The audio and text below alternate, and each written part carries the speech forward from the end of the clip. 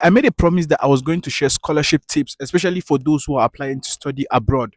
This video is going to focus on your motivation letter. I would make other videos to talk about your CV, your recommendation letter, and any other tips that is needed for you to achieve a successful and a unique application. One thing that is very important, but so many people ignore and jump into writing your motivation letter, is your ability to conduct research. Now, the scholarship review body has the kind of candidate they are looking out for. And the question you ask yourself is, how can I position myself to be that particular kind of a candidate that they are looking for to give this scholarship? Now, for you to put yourself in the mindset of the judges, you need to first zoom out and conduct some research. Go back to look at other people who have gotten the scholarship in previous years. Go through their social media, go through their LinkedIn, if possible, schedule meetings with them and kind of get to understand how are they as professionals, how do they present themselves. This would help you to know what is essential of you to put in your motivation letter and what you do not need to bother about. But unfortunately, so many people just jump into the application, but I think this is the first thing you need to do. Secondly, you need to understand the values of the university, the institution, and the scholarship. So every scholarship has a particular desirable skills that they need and the kind of personality. And the best way to understand what the university stands for and what they are looking out for is spend some time on their website.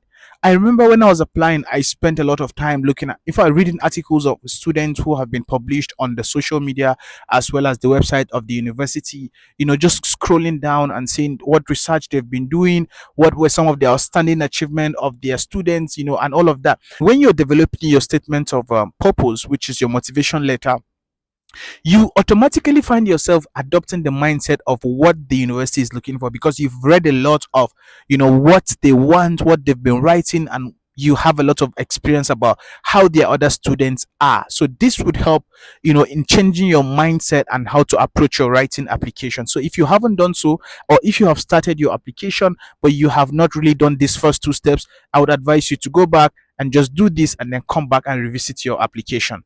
Another very important thing you need to pay attention to while applying for a scholarship is which of your experience matter to the scholarship you're applying for. I made these mistakes a lot of times where I thought I could just bring up all of my experiences and just, show I have experience in this and that, but it doesn't work that way. There's a specific skill, requirement, and desirability that they want. Now, my advice would be, before you begin to write your motivation letter, list out all of your experiences, right from when you can remember, and rank them based on hierarchy. I did this outreach, I did this program, I organized this project. Which one has the higher impact? Which one can I connect together to flow? For example, I carried out a stakeholder workshop on, let's say, menstrual health and hygiene. And secondly, you were part of a bigger project. You wouldn't want to break down this into two. This would consume your space. And don't forget, you have a very short word count. So you might want to connect this, to show that while you did this, it gave you like another experience and gave you the opportunity to join another bigger project, and you can kind of wrap up these together as one. So prioritize. First of all, list out all of your experiences, then rank them based on strengths and based on their connectivity to your requirements for the scholarship you're applying for. Then you can identify the best two or the best three you want to put in your essay. You cannot put everything. So don't struggle to say you want to put all of your experiences even though they do not connect with the scholarship you're applying for. This is another thing I want to share. While you're trying to tell your story, connecting it with your purpose, your motivation, why you started what you're doing, why you want to further your studies, and what you're going to do with the experiences and skills gained from the university after your studies for your professional career. Always don't just write.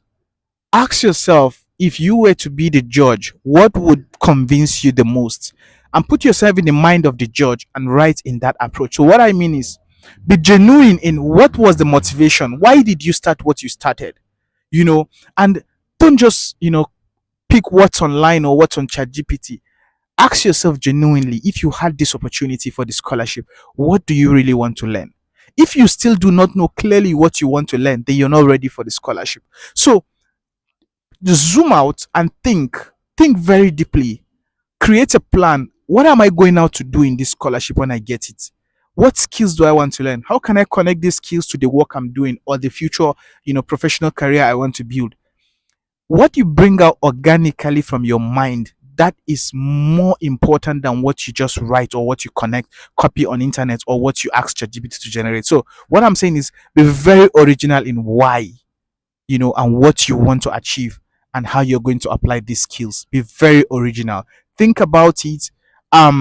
Reflect, even if it means like spending a lot of, time really reflecting and connecting the dots to have a very strong purpose, your why, your what you want to achieve, and how you're going to apply it.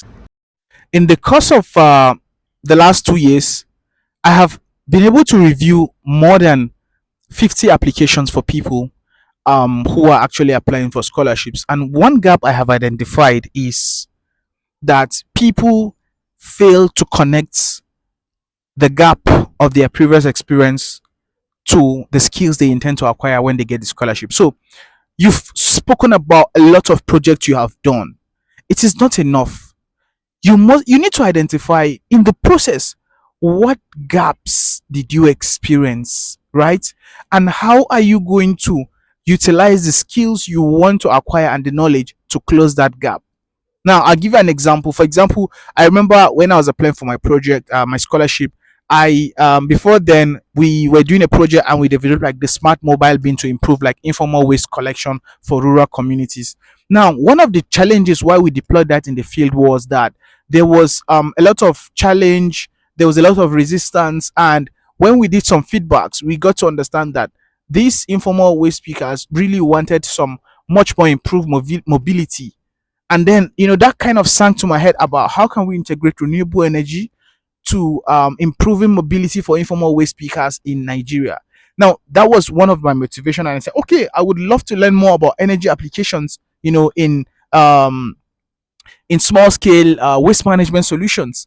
And that was clear. And I was saying, oh, if I'm done, I'm going to apply this energy to improving our already existing solution, and this is going to help to improve mobility and improve waste collection, hence reducing pollution. So the point I'm saying is, you need to identify the gap from your experience, and then why you're going out to study, and then how you're going to use this skill to come back and solve this problem. So this is very important, and you need to put this down.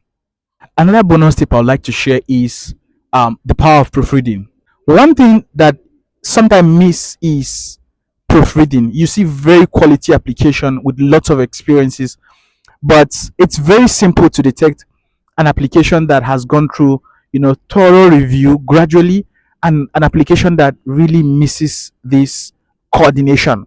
So the best way to do this is take your time, begin your application on time, early, and every day sit through your application, even if it's 30 minutes or 1 hour. Just look through it, read it. I guarantee you, every single day you review your application, there's something you want to connect, there's a word you want to connect, there's a sentence you want to review, and this makes your application very outstanding.